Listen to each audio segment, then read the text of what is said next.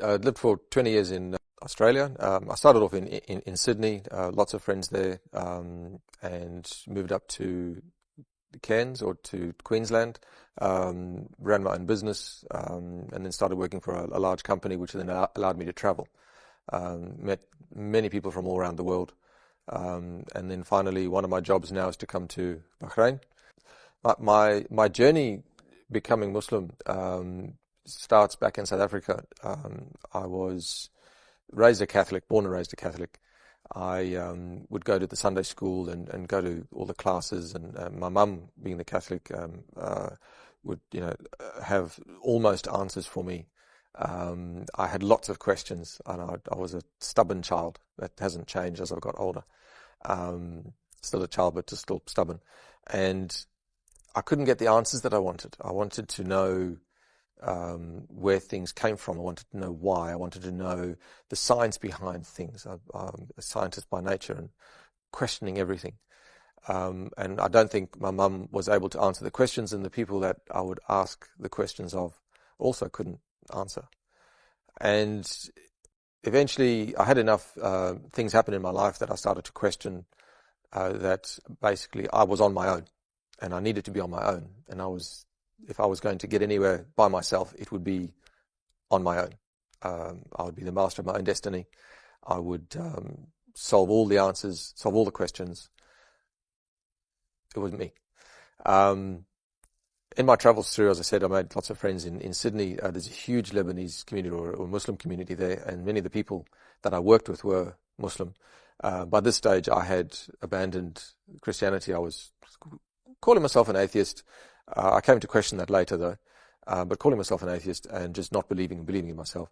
But the people that I was talking to, I was raised to be very respectful and to respect cultures. I mean, the country that I came from, South Africa, is a melting pot of many different religions, many different people and cultures and things. And so if you can't absorb that and be at one with it, then you're just not going to last there very long. And so I took those lessons with me to Australia. In Australia, it's even more accepting, even more friendly. It's even more, they're very gregarious with their information, and they're very, very helpful.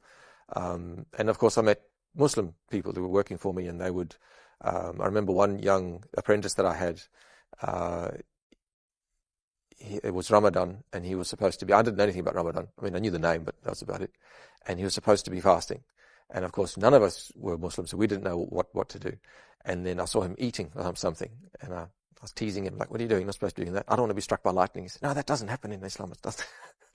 A little bit ignorant. But then I was asking him, what do I need to do to help you to do this right? And so he was just a young kid, and he was, he didn't follow it very well. But he did make me promise not to tell his mother, which I found cute.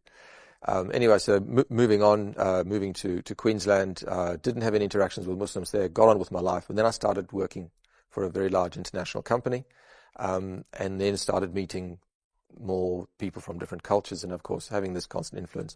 One of the people that I worked with, he was of a different religion. He was very strict Seventh-day Adventist, I think it was. And so we would be having this debate about the Bible. We'd be continually talking about Christianity and things. And so having been brought up very religious, having known, read parts of the Bible and even tried to read it myself, it's a very difficult book to read, actually. And we'd be having these questions, and he'd be asking, well, if you know so much about the Bible, why aren't you a Christian? I said, no, because there's just things that I just can't believe in there. There's things that are just not right. And we'd just keep this little battle that was ongoing. And I'd repeat these same conversations with other religious people that I'd had. And usually I'd come out on top, having asked the same questions about, why is this? Why, do you know that the Book of Kings, for instance, is not really as accurate as you'd like it to think? And why is there a different version of that Bible to this Bible? Why is it called the King James Version? And these little things. And it would stump a lot of them, and I'd feel, I'm good. I won that one. Coming to Bahrain, of course, I'm now in the middle of an Islamic country. The Sharia law is here. I hadn't read any of the Quran at this stage, but you hear things and you read things and you talk to people. And I find it fascinating. I do. I love history. And one of the best things that I learned about Quran when I started reading it is that it's a history book, and it has it's factual things that have happened, and it's a real person that you could absolutely guarantee was genuinely alive. Like there's not even a question that Muhammad was alive, peace be upon him. And I just started to meet other friends. One of the best things I did in Bahrain was buy a motorbike, and as soon as, of course, you buy a motorbike, you make lots of friends, and most of them are Muslim, and they have these just gentle conversations, and it's such a way of life. It's an easy way of life. It permeates everything. It's not intrusive. It's this gentle conversation, and it's where everywhere. There's in the writing, like I said, in conversations, having close friends of mine, and we started to talk about the Quran, because now it's a good conversation to have, because everybody knows a little bit about it, and I'm learning, and asking the questions, talking the same questions I had always, and then I would be asked the questions about Christianity, which I could still mostly remember the answers I'd had many years ago, and it started to dawn on me.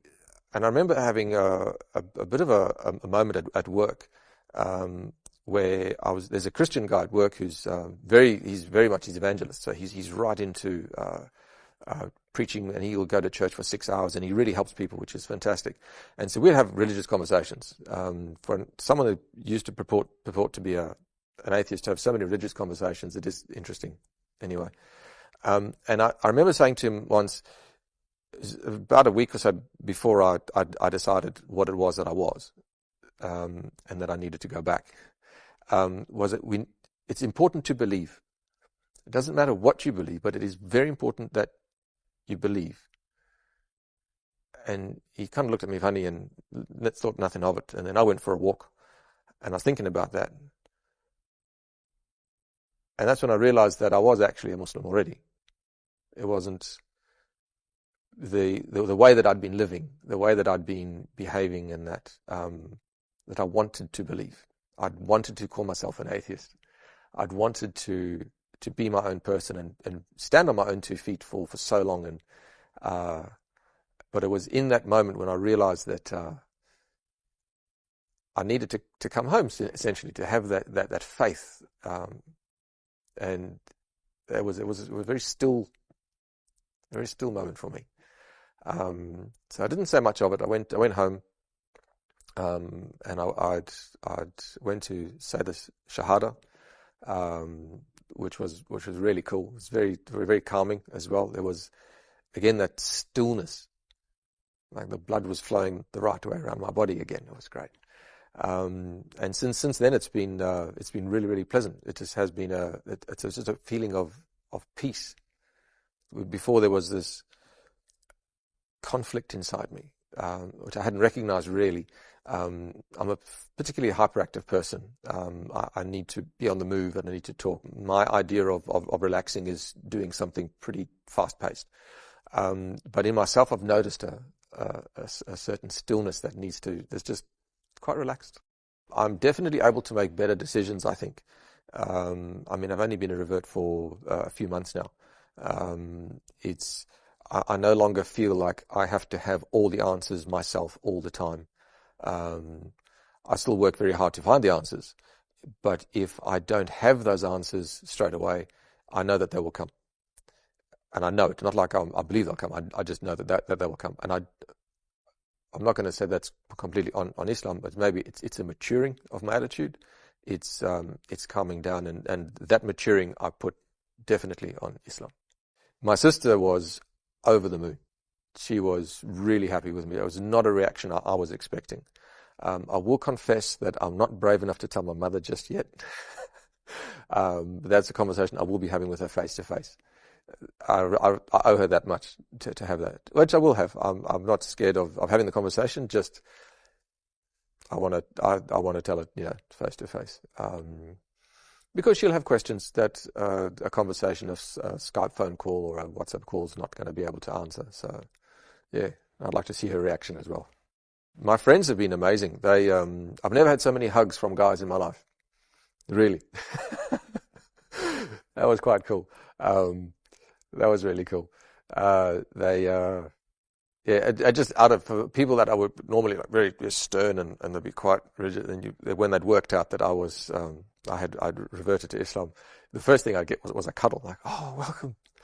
Um, yeah, that was unexpected but quite nice. Uh, some of them have been great. My evangelist friend at work, our religious conversations have actually increased. And he keeps asking me lots of questions. And so now I'm armed with a little bit more knowledge and I'm reminding him of things. We were talking about the Trinity just last week.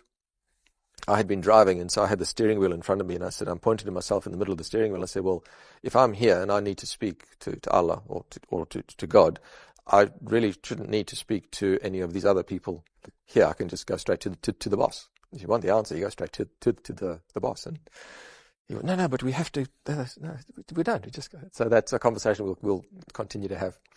But yeah, and that's just my friends have been very accepting, even the ones I thought that wouldn't.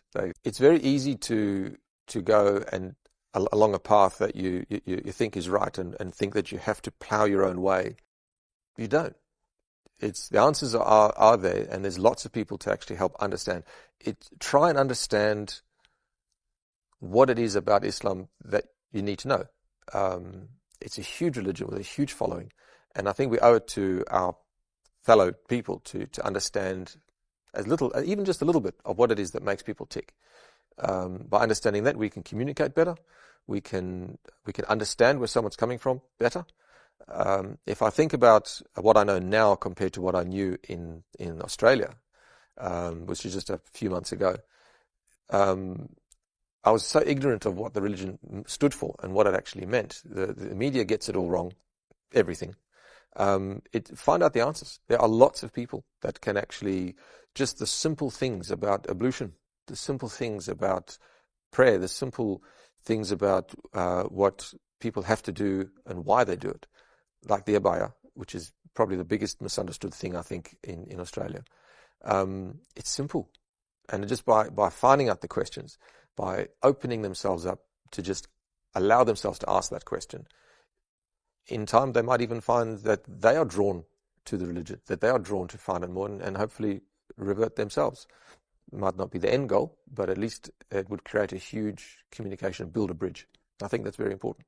When you invite people to Islam, the way you behave is just as important as what you say.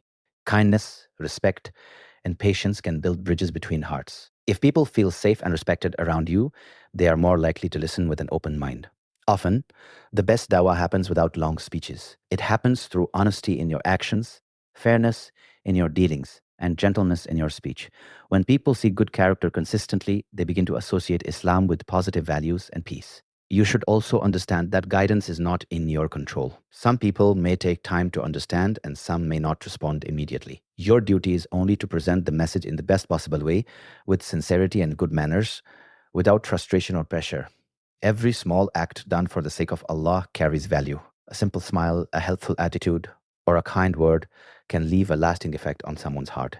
Stay patient, stay humble, and keep your intentions pure, because even the smallest effort can become a reason for someone to reflect deeply.